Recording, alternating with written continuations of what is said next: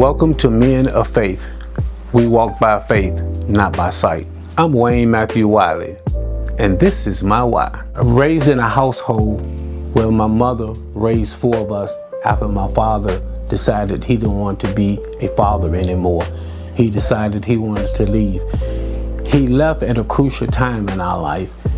He had just got income tax, money, rent was due, decided not to leave my mom with anything. She had to struggle to raise four of us on her own.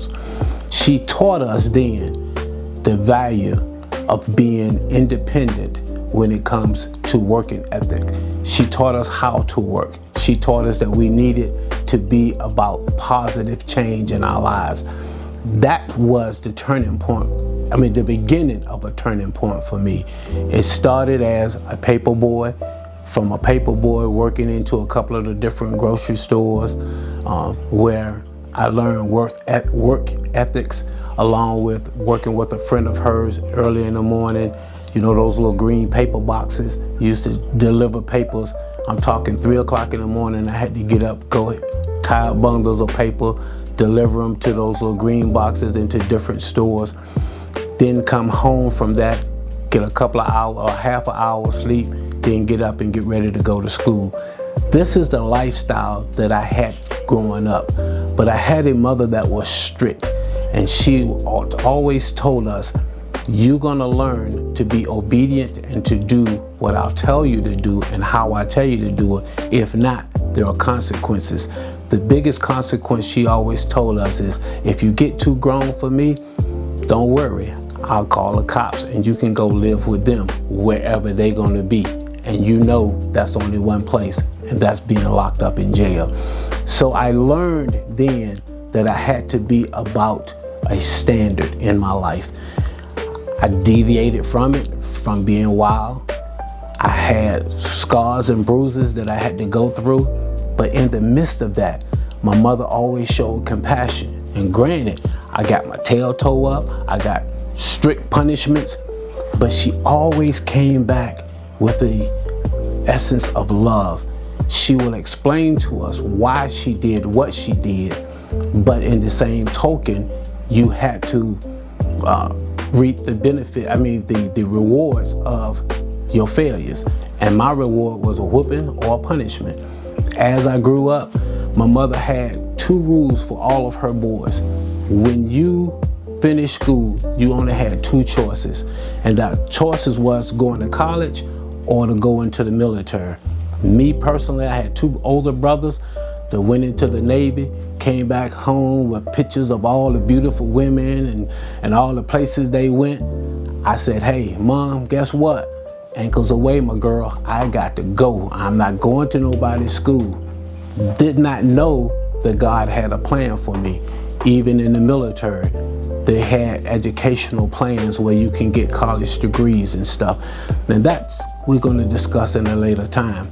But just for my opening to let you know that even in the Navy, when I went in the Navy, now granted I did do 20 years, but my first 4 years I was wild and uncensored to the point to where I became the second biggest marijuana dealer on the boat.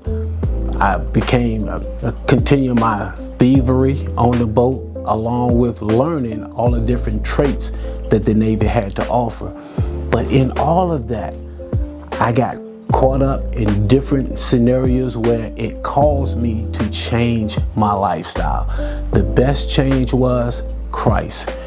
One of my favorite testimonies is how I kept finding these little tracts in the bathroom when I go, in different places. And when you read the tracts, it was all about stories, different biblical stories. But at the end of each tract, it talked about how to give your life to Christ. I didn't understand it then. I kept going like, wow, where's this coming from? Until one night I had left home. And I left the ship and went home.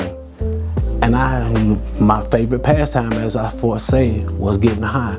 I fired up a joint on my back porch, and a voice spoke to my heart saying, would Jesus do this?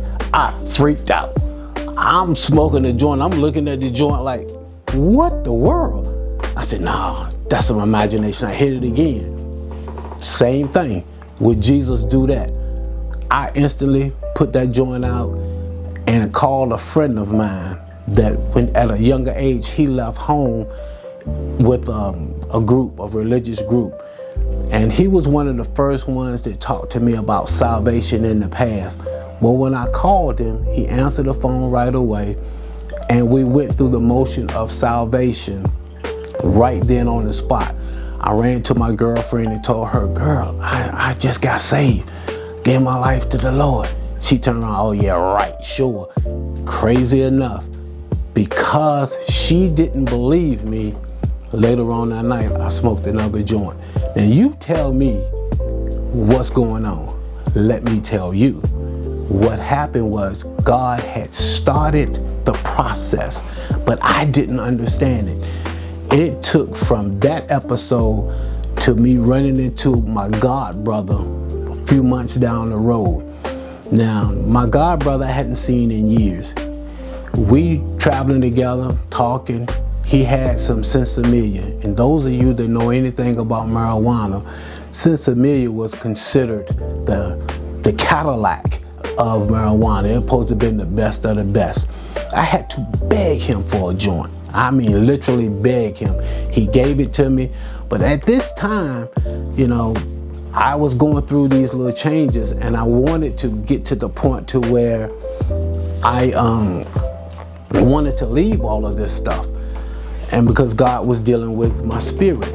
Well, I had the joint and I didn't want to smoke it right there, and I put it in my ashtray. And after putting it in my ashtray, I sat back, went in the house, and the next morning, it was like that joint was calling me, come on, smoke me. I didn't want to do it around my girlfriend because at that time, she had already started messing with me. And let me back up a little bit. She has a brother that was a minister and one that was a deacon, and they both was trying to get me to come to their church. The one that was a minister, he was the one talking to me the most.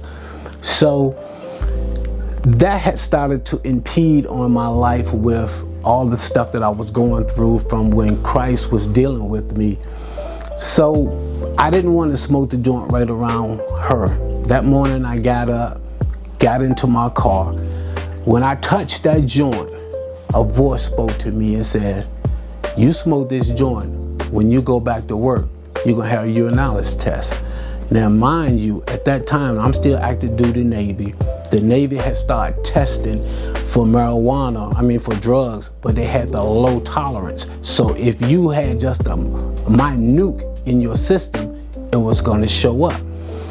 Well, when that voice spoke to me, another voice came back and said, you ain't going to have no urinalysis test. I'm clearing it up.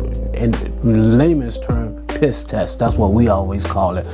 Well, anyway, I went on, touched the joint again. And when I did, the voice said, you smoke this joint, you're going to have a urinalysis test. The other voice came back, disputed that. So I grabbed a cigarette lighter, and soon as I lit that joint, the voice said, mark my word, when you go to work, you're going to have a urinalysis test. The other voice never came back. Well, I smoked the joint. Crazy as it sounds, when I smoked that joint, I did not really get high from it. And I'm tripping. I'm like, man, this is supposed to be the best. And it didn't happen. So I dismissed it. I didn't even think about it anymore. I got a small buzz and kept on about my business. That Sunday, I went to church, didn't give it a second thought. Because normally when I do something, I repent. I ain't even give it a second thought. Went to work that Monday morning. When I went to work, we had muster inspection like we always do. The chief came in and dismissed us. Soon as we were walking off, he said, oh, by the way, Golden Flow, lucky number 9. They always go by the last number of your social security number. Guess what? Mine was number 9. Right then, I realized that was God had spoke to my heart. For the first time in my Navy career, I went to my office, which was, for those that may know, it was a little fan room.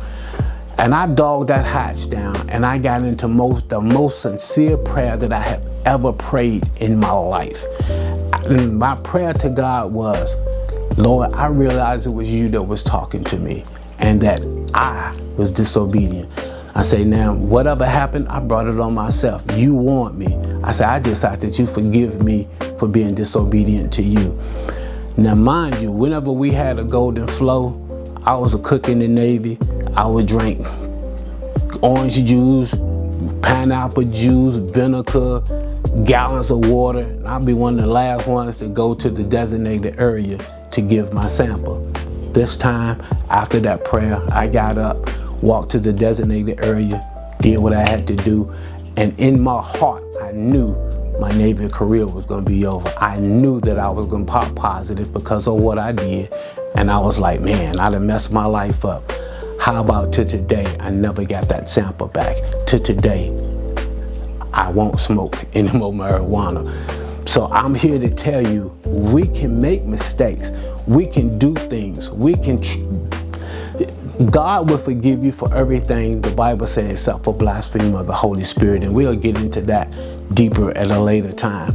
But my story to you right now is you can do all kind of things, but God can bring you back. So this is why it's important for me to be part of Men of Faith, because I want to help stir men into the right direction, and that's the direction of falling into the arms of God.